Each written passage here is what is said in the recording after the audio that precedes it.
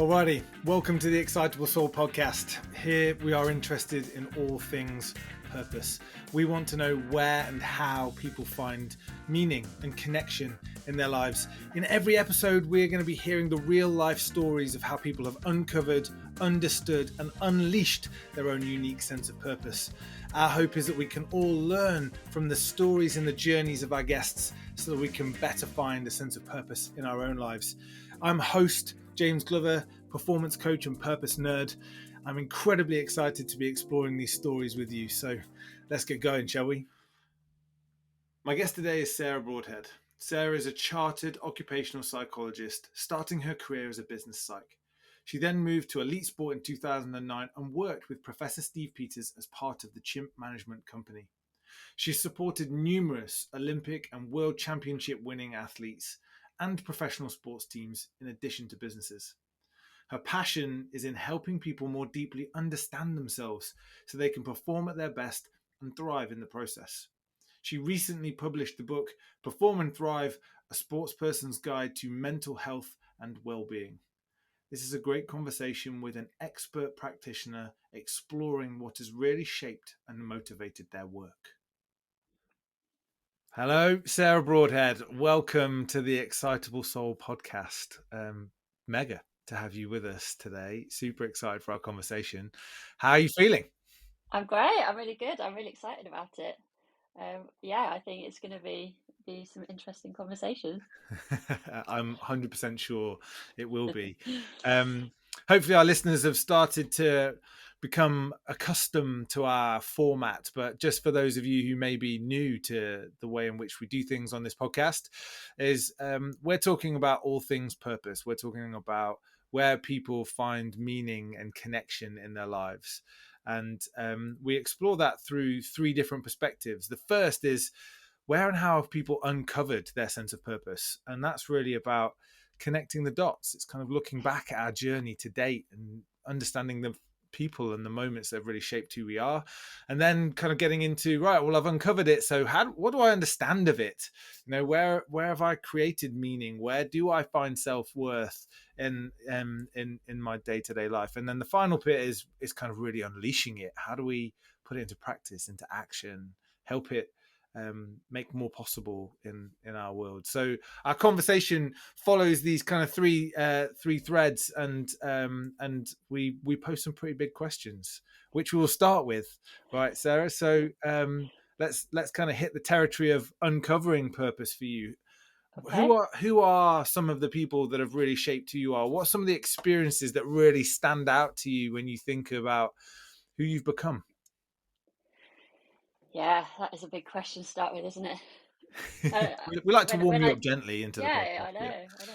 See, when I thought about it, I think I almost think about at different stages of my life, and I think there's been people at every stage of my life, and Yeah. well, like the early stages is understandably it's teachers, isn't it? It's like they're probably the people that you have outside of your family that have the most influence on you. And there was an English teacher called Mrs. O'Donnell, and she was just really like outgoing and vibrant, and she'd give you like all these life lessons. So she wasn't just teaching Yeah. English, she'd say things like, oh, it's better to have loved and lost than not have loved at all. And it's like, you're going to get your heart broken, but it's okay, it's part of life, and you'll be Yeah. okay. Like, just things that you wouldn't maybe expect an English teacher to be teaching you. So Yeah. I really remember her. She was And really what was it? powerful. What was it about those life lessons? What was it about her that, all of these years later, obviously not that many years later, still really stands out to you and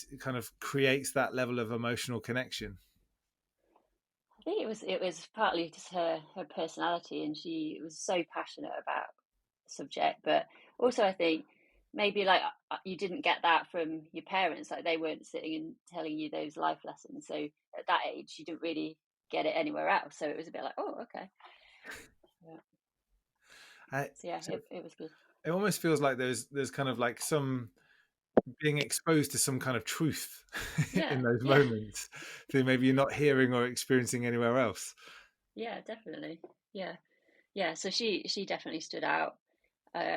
I tried Googling her the other day and that didn't work. So I have no idea where she is or what she's doing. But yeah, so sometimes you want to go back and tell these people, don't you? Because Yeah. they maybe don't know the impact they had on you.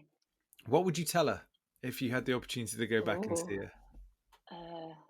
yeah, just probably what I said then, that she had that impact, and also like it gave me a love of reading and writing, and I think that just sparked that enthusiasm. So maybe she'd be pleased to know what I'd been doing and that she was quite inspiring, and yeah, I think she'd like to know Yeah.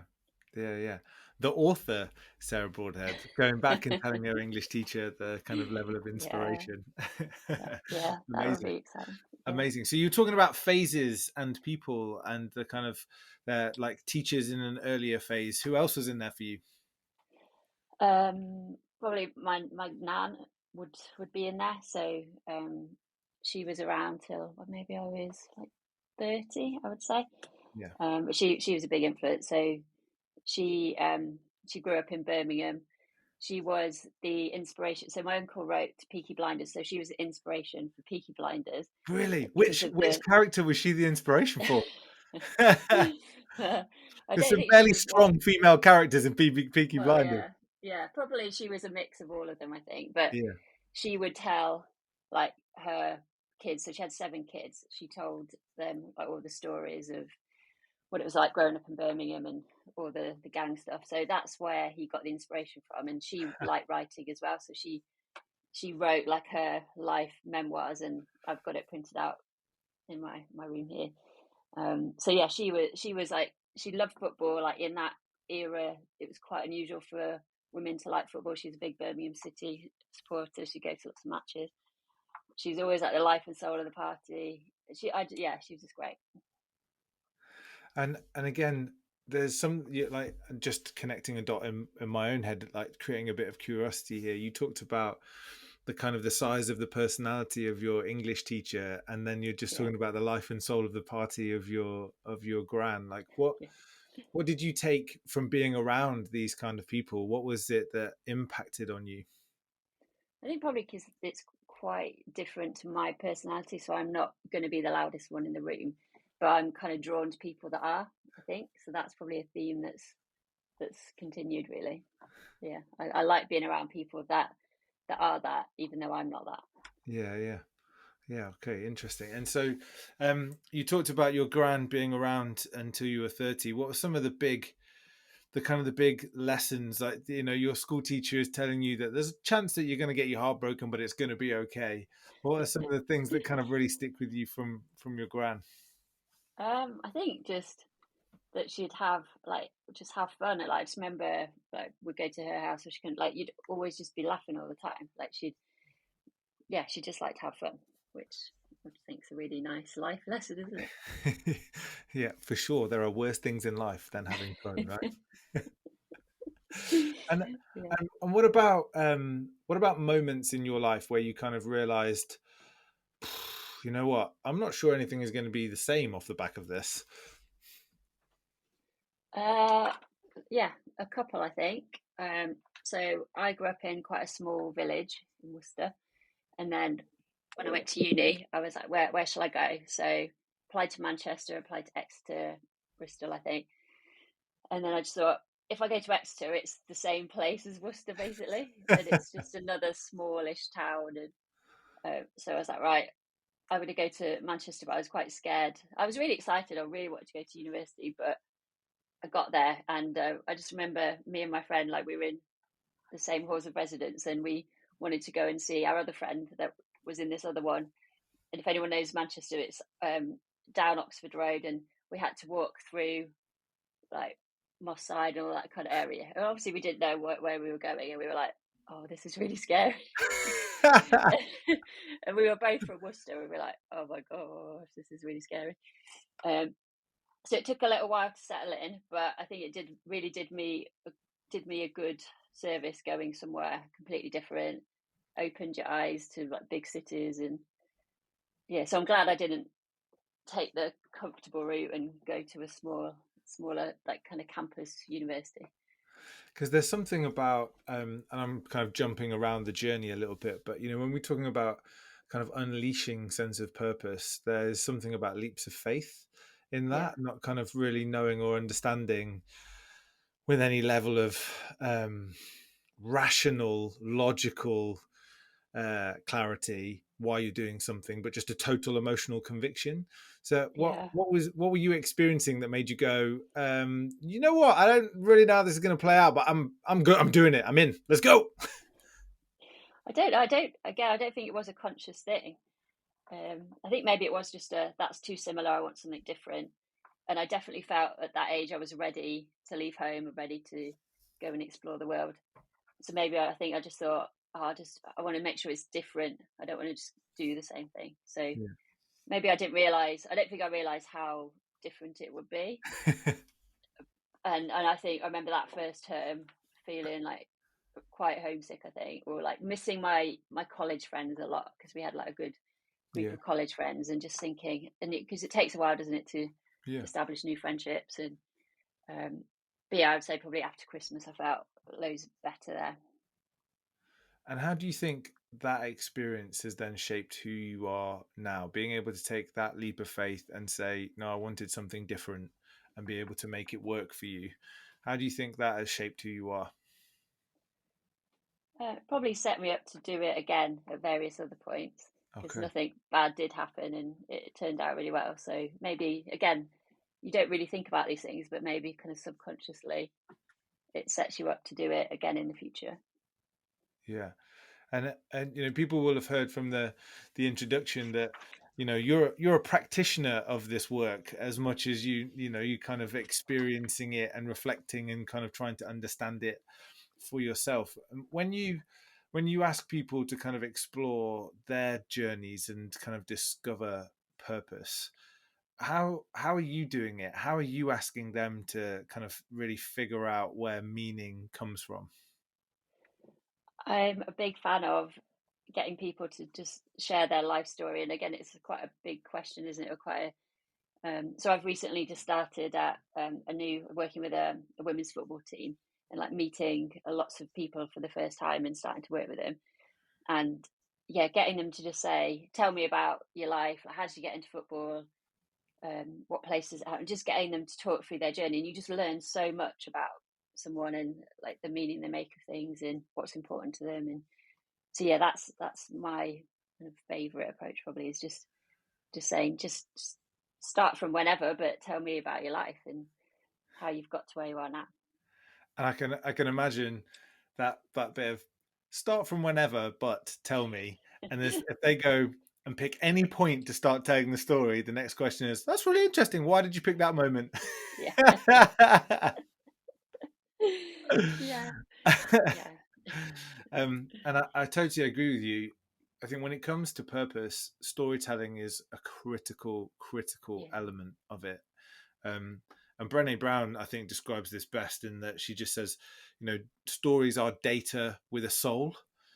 yeah, And I yeah. think that's I like just that. so beautifully eloquent and true in that you're getting insight and information, but it's not just the practical, rational steps of experiences, it's the emotive moments, Yeah, and the kind of the internal insights that come with all of that at the same time, yeah. which I'm not sure you get any other way, unless you kind of have a shared experience of something in the same moment. Storytelling is almost the only other way to be able to create that same kind of connection. Yeah, exactly. And it's something that you probably wouldn't do unless you were asked to do it. Like you don't often sit down and go, oh, I'm just going to think about my whole life story and make meaning of it. You just wouldn't tend to do it, would you? No, no. So tell us some stories, Sarah. Tell us some stories about how and where you kind of make sense of the world around you now. So, like, what what does kind of where do you find meaning in things now? What's kind of significant and important to you in this phase of your life and who you are in your journey? So, what is really important to me is that I feel like I am helping people, helping them have better quality of life, that they understand themselves better. Um, Probably because I struggled, like, I'd worried, I have like a brain that likes to worry quite a lot, and I wish that I'd known what I know now earlier on in life. Yeah, So I want to be able to share that with people. And I think one of the earliest moments for me where I was like, oh, how powerful it is to help people, and how much I was like, oh, this is brilliant. Like, this is the impact it can have.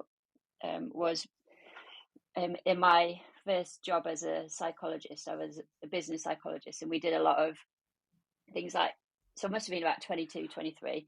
We did a lot of like assessment centres and development centres, but we also got to go in coach people. So I went to, it was like a big shipbuilder in Portsmouth, and I got given Pete, this gentleman in his 50s, to coach. And I don't know what he thought. He probably thought, like, who is this person? Like, she's 23, like, what's she know? And I felt a bit like, I don't really know what I'm doing. And I kind of had the structure of what coaching looked like, but I was like, I don't really know how this is going to go. And I think I've been given Pete because he was a bit like grumpy at work, and he didn't always come across that well. And so I got chatting to him, and then he started, again, like stories, he started saying about how he'd like lost contact with his son, and they'd kind of fallen out, and then he was being quite stubborn, and he didn't want to get back in touch with all of this stuff. And I just remember saying, oh, do you think you might regret that when you're 80 or 90, or is there a way that you could get back in touch with him? Or we just had those sorts of conversations and worked together for a while. And then I got an email from him after the coaching had finished, and he was like, I got back in touch with my son, like, thank you for, I could have died alone, like miserable. And I was just like, oh my God, that's really powerful. Yeah. And that was really like one of my first coaching clients. And then I think I realized, oh, I really enjoy this, and you can actually make a difference to someone's life. So that was probably where that kind of enthusiasm for it started. And what a question to ask somebody in that moment. Think you're going to regret that when you're 80 or 90 years old? Like, it's one of those really simple but deeply confronting questions for people, isn't it? To be able to kind of project themselves forward into the future and go, what might that be like? Actually, it's not something I necessarily want. So come back into this moment here and now and do something about it. Yeah, and that's why he was grumpy, because he was just really sad. So that kind of made him a happier person, which was good. So Sarah, you talking about that experience with Pete, you used the word like powerful, and you talked about really being able to help people, and so I'm curious as to why that felt important to you, and it really has kind of shaped your career, a really successful career, which we can also kind of dive more deeply into. So what was it about it that really made you feel like kind of like self-worth and feel valued? I think it's, I don't like,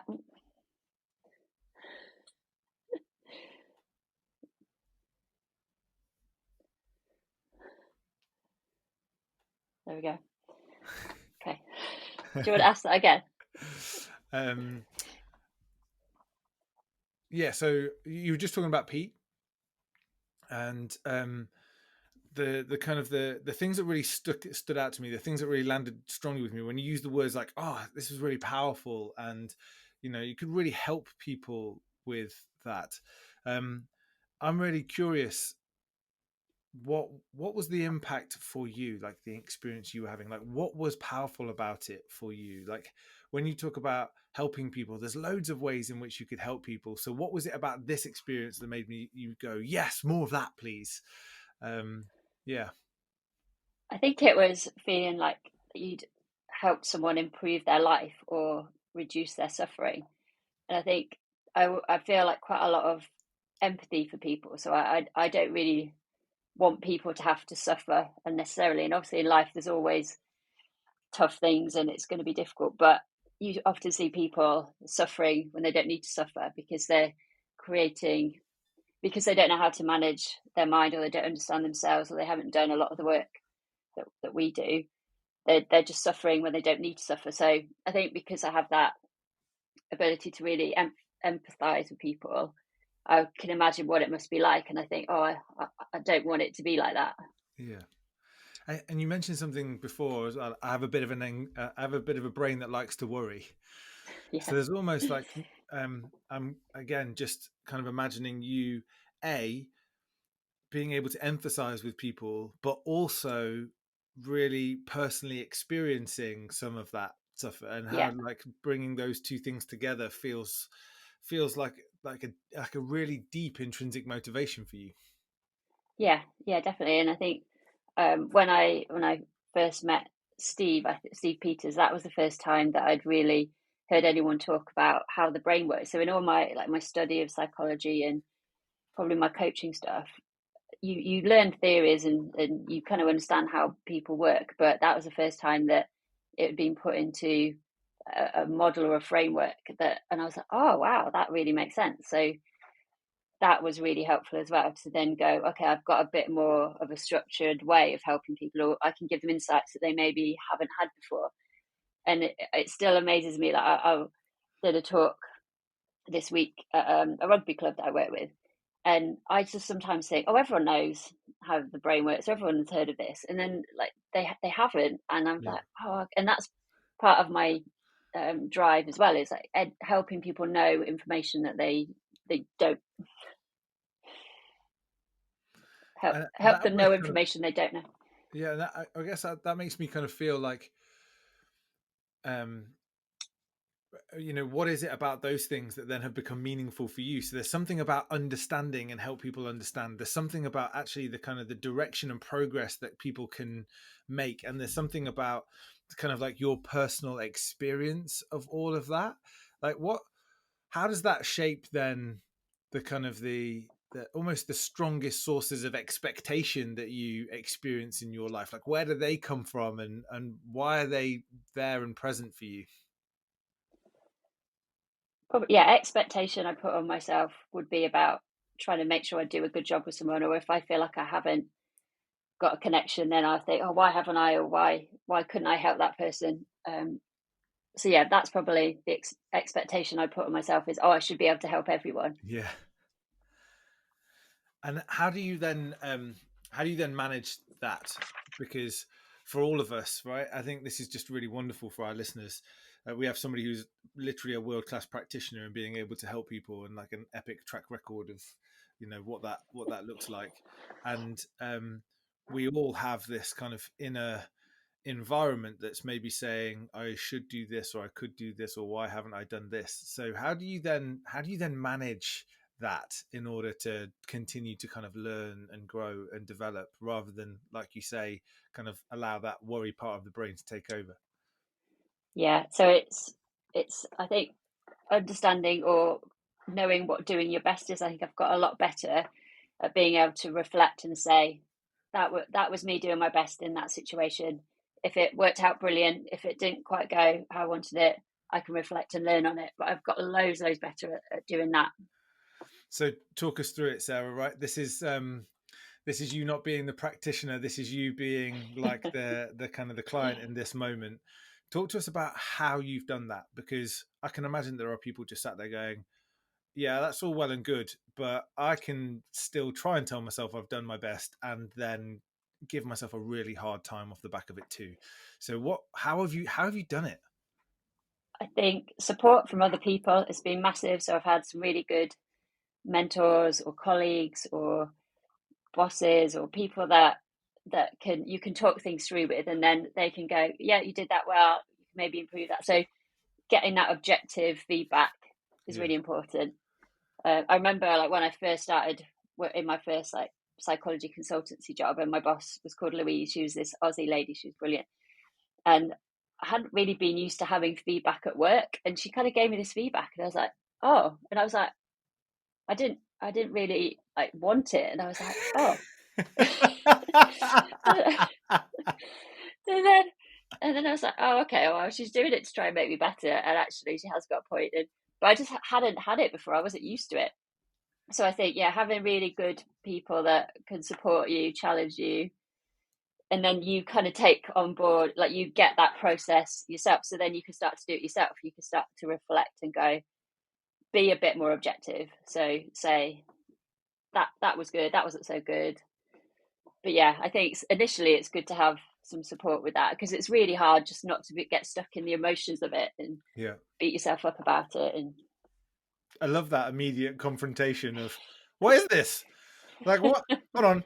What just happened here? Why? What? I didn't want that. I don't even know how to feel about that. Can you take that back, please? Let's not do that I again. can I can actually remember that. I could picture myself. You know, have those like flashbulb memories. I could just remember standing in the office going, "Oh, it's quite yeah, Well, it's yeah, interesting because I had almost the exact opposite experience. Um, it probably be about almost 10 years ago now, I think, working for somebody who was very much a case of, if my expectation is you're going to do a great job because I really believe in what you bring. So I'll tell you if you're not. okay, yeah, I'll tell you if you're not. Otherwise, you're doing a great job. And I was lost, like 100% lost. I was wigging out. There was no feedback yeah, whatsoever. I had no insight into, no personal, individual insight into whether or not I was adding value at all. And I was in this total tailspin of like, what is wrong with me? Like, why yeah, can't I be the judge of what's good or not, or what feels value add or not? Like, it was a really, really powerful experience, because I was like, I'm almost totally reliant on the feedback for other people to figure out whether or not I'm enough. yeah, That yeah. can't be okay. That No, can't be all right. and no, and I think that it's having that balance, isn't it? I think we can't ignore feedback from other people because that's how we then perceived in the world, but we can't base it our whole self worth purely on that. And another thing that Steve really helped with was saying like who are the important people in your life, like who he calls it your troop, like who are the people that have your back, but that you should care what they think, and that those relationships are important. And then who are the people that will have an opinion about you, but actually that's okay. Like that's they're not part of your core group. And I think Yeah. that was massively helpful, because otherwise and I've had those conversations with athletes where they just want especially with social media, they want everyone to like them, or everyone to think they're great, and you just go, it's not possible. Yeah. Like there's no human on earth that everyone likes. I don't think there is anyway. What? Hold on, wait. That's new news to me. Oh no. We're gonna have to have a Apart from different you. we have to have a different type of conversation offline here. So talk to us about where this kind of journey of like insight has helped you just make more things possible in your life, Sarah. Like, where you've been able to kind of take those moments of courage and kind of truth and just see different possibilities. Where have been the moments and times that those have happened for you? I think probably the biggest one was when I left. So I was working in, there's probably been a couple of them, and they're all around like job changes, really, or career changes. So after I did my master's, I worked in a graduate scheme. I ended up doing tax exams. Like, yeah, I don't know how that happened. uh, so I was in on that scheme for 3 years, and I think I managed to last that long because I had a really good social group and we had a really great time. But I could see that, some people love that job, but I could see a lot of people that were in their later careers and they had got a big house and a mortgage and a good salary, and they were like, I can't leave now, or they told themselves they couldn't leave. So I was like, Yeah. well, actually, this is not what I want to do forever. I need to get out now before I get stuck in it. So that was probably the first kind of leap of faith, where I was like, right, I'm going to go and find a job in psychology and kind of start at the bottom of that. So that was probably the first one. And then the second one was, again, another career change where I'd been doing that psychology consultancy for a number of years, and it was 2009, so it was just after Beijing, and lots of people like Chris Hoy, Vicky Pendleton were talking about this psychiatrist that they've been working with. And I really love sport. Like I like used to row a lot and now bike a lot, so I love sport. And I was like, I want to be a sports psychologist. That's what I want to do. I want to help people in sport. That's what I want to do. How do I do that? So I thought I'm going to have to retrain, or I just didn't know where to start with it. So I had a friend, Denise, so she's a really important figure in this, who worked at British Cycling. And I said, Denise, can you please get me Steve's email? Like, can you just get me in touch with him? So she got me Jeff, his PA's email. So back and forth with Jeff, trying to get a call with Steve. And he was like, oh, he's quite busy. And yeah, would this work? No, this won't work. And then Jeff just emails back and he just says, Steve wants to know if you want a job at Taekwondo. And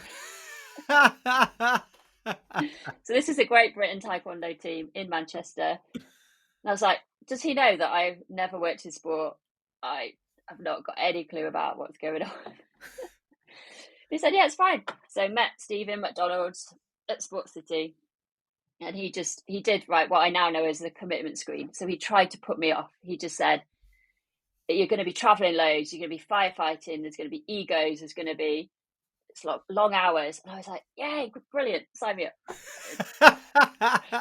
So in this commitment screen, what he's looking for is she loopy? Yeah, exactly. She is excellent. She's in. And apparently what he liked was, so I'd fairly recently started another job. Like it was like I'd had a salary increase, and he was like, you're gonna have to take a pay cut for this job. And I was like, yeah, that's fine. Like I was willing to do that. So I think he just thought, oh, she's quite serious about this. And probably a bit loopy. So amazing. And so when you talk about these kind of two moments, these two kind of leaps of faith, there's like total conviction in your choices. Like I know. I don't know why. But that's what I'm really curious about, because like when they show up, you are just able to do things like massive. It wasn't an immediate. So I remember, I think I initially said no to Jeff, or I said, can I think about it? It wasn't an immediate yes when because I'd, like I said, recently started a job. I was like, I can't let these people down. Yeah. I've made a commitment. I don't know what I'm doing. I've not got any experience in sport. And this is why Denise is important in the story, because I just remember messaging her going, I'd be really stupid to pass this opportunity, wouldn't I? And she was like, yeah, you would. So I just think I realised, like, this is an opportunity that you're not going to get ever again. And what's the worst that can happen? Like, you go back to what you did before. Yeah. So I had an honest conversation with the people at staff, and they were like, yeah, you have to do it. Like, we want you to stay, but you have to do it. Because there's something really beautiful about what you're describing there, Sarah, which is I had all of these logical, rational reasons for not making this decision. Anything on the surface of it, on the face of it, that most people would turn around and go, yeah, you're right, stay where you are. New job, salary increase, so you're getting more money, it's going to influence lifestyle, and you've made a commitment to this group of people. Like, you don't hate it. That's Yeah, no, I was loving totally reason to stay. Totally reason to stay. Yeah. Yet there was still this. There was this feeling, there was this kind of set of emotion that was kind of compelling you towards doing something that felt different.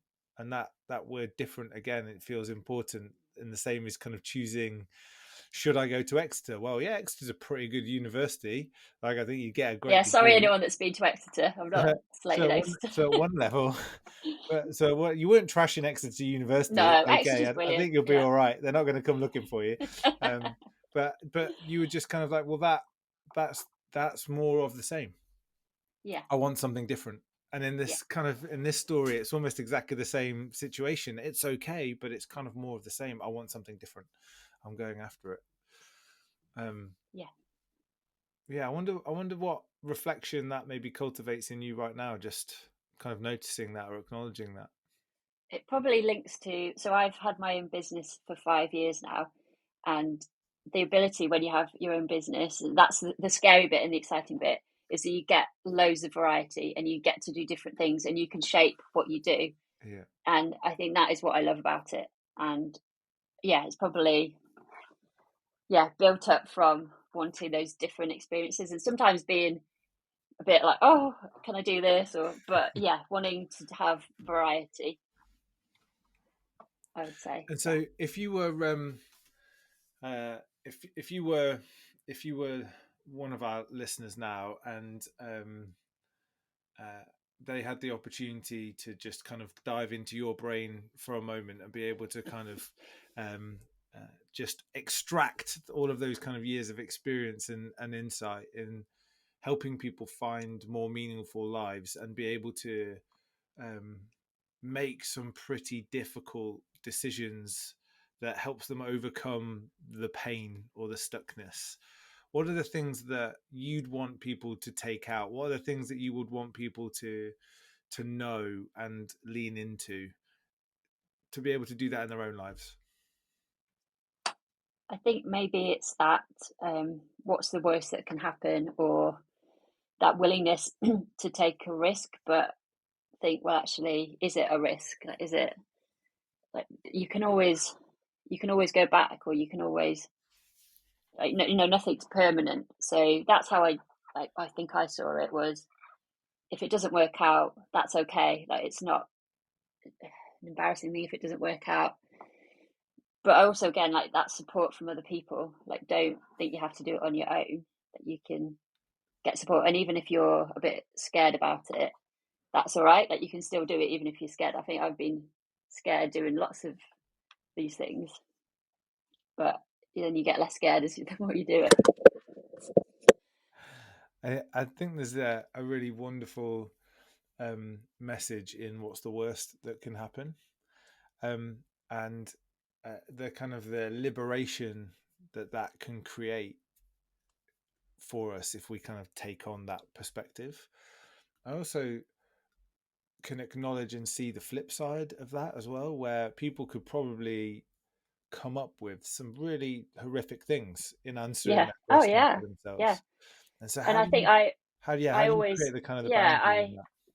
someone really early on, I can't remember who it was, said, live below your means. So as humans, we have a tendency, like, you get a salary increase, and then you get the big house, or you get the bigger car, or you just spend it. Or And I think I've always been a saver. Like, me and my sister are completely opposite. She'd get her pocket money, it'd be gone. I'd have my pocket money, and I would save it and not want to spend it. So I think I've always had that tendency. So I've always had, like, been really strict and said, give yourself a bit of a buffer, or don't, like, live to your means. Like, don't live right up to your means. So that affords me that bit of financial Yeah. security, I think, to go, yeah, what's the worst that can happen? Okay, well, you know that you can live for a couple of months or whatever, and that you haven't got this huge mortgage. But I know that isn't possible for everybody, and I'm Yeah. in a privileged position that I can do that. But The yeah, that was just financial some advice that helped me. and the financial element of it is just one part of it though as Yeah, well, one right? part. So Yeah, there's an element of that which is, yes, like that level of security is important, but then there's also just the kind of the emotional experience that kind of sits around it as well. If you go, well, what's the worst can happen? Are you joking? Well, the worst that could happen would be I fail. Like, I couldn't possibly tolerate, what that might mean. The shame. yeah, And so there's a part of it, I think, which is also how you've been able to contextualize that. Like, you talked about, I feel the fear and I do it anyway. But how do you get to the point of acknowledging the fear, feeling comfortable with the fear and doing it anyway, rather than the fear taking you to this place of, well, if I put a foot wrong here, that is the end of me? yeah. And that's part of, I think, what I've learned over the years, is that if you talk about it, if you write it down, if you face it. So if it stays in our head, and it just goes around in your head, it's really hard to manage. It's really hard to um yeah get any logical thoughts around it. So just being able, even like, just people can just start journaling or writing stuff down, like, just understanding a bit more what those thoughts are, what those fears are. And then once you've, like, shone a light on them, then they do often seem a bit easier to manage. Not always easy, but Yeah. a little bit easier to manage. And how true is that statement as well? Like, where I was with a group of people this week, and we were talking about some of the kind of the things that maybe create gaps in alignment to what really matters to us, and then you say them out loud to other people and go, "Wow, yeah, I feel a bit silly saying that out loud actually because it's not a thing."